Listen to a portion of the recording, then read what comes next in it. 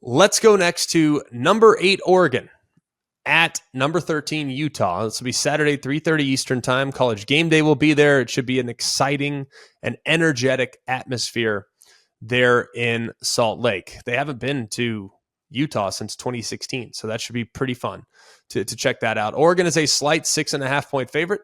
49.5 is the total, and this game should be pretty interesting. Historically speaking, this will be the 5th consecutive ranked matchup between these two teams. Now, Oregon knocked off the Utes last year. That was in Eugene, but Oregon's looking for their first win in Salt Lake since 2016. And Utah has won 18 consecutive home games. This is the 3rd longest active home winning streak in the FBS. That trails just Georgia, who's won 23 in a row, and Michigan, who's won 20 in a row. The last home loss for Utah came in the COVID year of 2020, when they lost to USC on November 21st. Couple questions in this one. Can Bryson Barnes stay hot? Now, finally, after a cloud of uncertainty surrounding Utah's quarterback position, we finally have clarity. Cam Rising's out. He, of course, led Utah to back-to-back Pac-12 title games. He's shut down for the rest of the year, which means it's officially Bryson Barnes' show. He's coming off his best game of the year, accounted for 4 touchdowns against SC, rushed for 50 yards in consecutive games. And if he does it for a 3rd time, that'll be the longest streak of any quarterback in the last 10 seasons, which is pretty interesting. Bryson Barnes, I didn't realize, by the way, he had the wheels that he has. He can run. He can certainly run. The big question in this one, both teams want to run the football, and both teams are pretty good stopping the run. Which team's more efficient being able to churn out yards on the ground? Let's start with Oregon. They have a dynamic rushing attack. I think Bucky Irving is their best player. I said it on the broadcast last week. A lot of people kind of pushed back on that, saying, what about Bo Nix? What about Brandon Dorlus? What about Troy Franklin? I think Bucky Irving's the most important player to the Oregon Ducks. You look at what he does after contact, it is truly ridiculous. Irving, hear this stat for a second. It's pretty remarkable. It really is remarkable. Bucky Irving is accounting for more than 4 yards after contact per rush. So first defender touches him, he's gaining 4 yards. And couple this with the fact that he's spelled at times by Jordan James.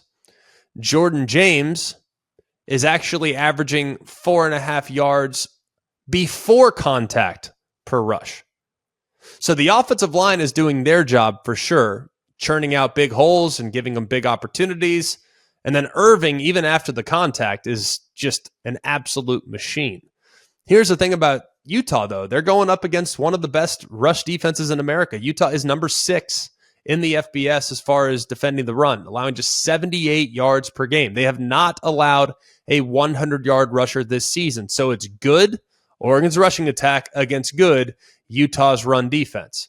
Let's go to the other side. Utah has also added a really impressive playmaker to the mix by moving Sione Vaki, who played safety for the first couple games and has been playing both positions sporadically throughout the season. Feels like he's going to be leaning maybe a little bit more into the running back role that he's assumed the last couple weeks.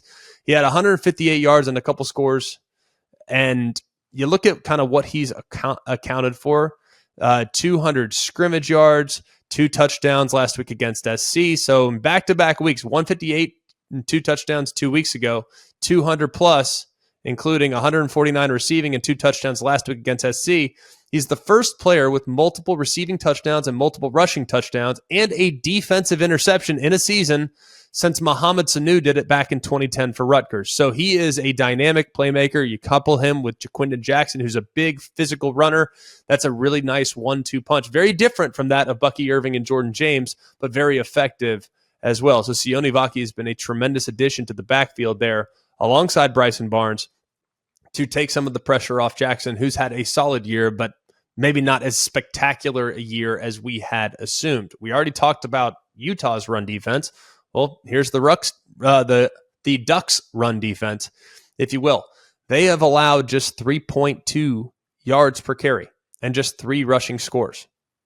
But at the same time, this is not really a defense that has been tested on the ground just yet. And that's not to say they won't live up to the billing. They might very well do so. But 5 of their 6 FBS opponents that they've played this year rank in the hundreds as far as rushing offense is concerned. This is by far their biggest test in this area. Texas Tech is the best team that Oregon's seen to this point. They average about 176 on the ground. The other 5 FBS programs that they have, like I referenced, they include Washington State, Colorado, and Hawaii. Well, how's this for rush offense rankings? Washington State's 127, Colorado's 128, and Hawaii's 133. There are 133 teams nationally. So they've played 3 of the bottom 7 teams in the country as far as their run offense is concerned. So is Utah going to be able to run the football against a defense that has yet to be tested like this? That, I think, is a huge question. And finally, in a game in which both teams match up pretty well, I think Bo Nix is a better player than Bryson Barnes, but I'm starting to become more optimistic about Bryson Barnes, albeit maybe the best performance that he's had to date has come against an SC defense that struggled. But in the game that which might be low scoring, it might be decided, reference last year, the game was 20-17. So it might be low scoring, it might be a physical game. If the game comes down to a field goal, how concerned should we be about what's going on with Camden Lewis? Now, think about what Camden Lewis has done to this point. The last time he was in Salt Lake, he went 0 for 2. Okay, this is the kicker for Oregon. He'd been one of the better stories in college football up until the last couple weeks. Now, he lost his job in 2020, bounced back, had a couple of all-conference seasons, has made 27-32 in both 2021 and 2022 combined. But made his first 6 this year. He obviously missed the kick against Washington, and that's kind of snowballed a little bit. He's now missed 1 kick in each of the past 3 games, including the one in Seattle. So I think that is something to be mindful of, because it's not like any of the kicks have been just shanks. It's not like he has the yips, but they have been just a little bit off the mark. So in the event in which the game comes down to a game-winning field goal, do you trust Utah to get the job done? Their kicker nailed one last week, put it through the uprights to give them the 2-point victory, or do you trust Camden Lewis? Right now, based on what I've seen, I'm leaning in favor of Utah. I think it's going to be a heck of a game. A couple trends for you to take into account. A couple of teams that match up well as far as the trends are concerned. Utah is 16-8-2 against the spread in their last 26 games as a home underdog. Oregon is 5-1 against the spread as a road favorite since 2022. What gives? Utah's been great as a home dog. Oregon's been great as a road favorite.